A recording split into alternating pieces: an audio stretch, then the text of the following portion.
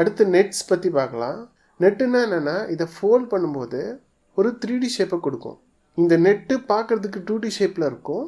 இதை ஃபோல்ட் பண்ணும்போது ஒரு 3D ஷேப் கிடைக்கும். ஃபார் எக்ஸாம்பிள், இந்த நெட்டை எடுத்துக்கோங்க.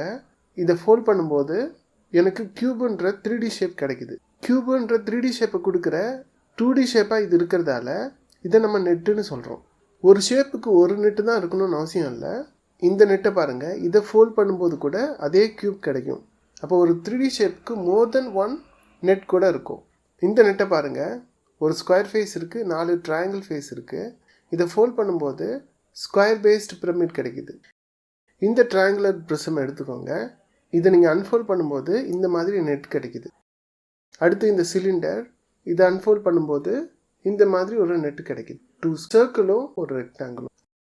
அடுத்து இந்த கோனை பாருங்கள், இதை அன்ஃபோல்ட் பண்ணும்போது ஒரு சர்க்கிளும் ஒரு பார்ட் ஆஃப் த சர்க்கிள் செக்டாரும் கிடைக்குது. அடுத்த வீடியோவில் வேற ஒரு டாப்பிக்கில் சந்திக்கலாம். தேங்க்யூ ஃபார் வாட்சிங்.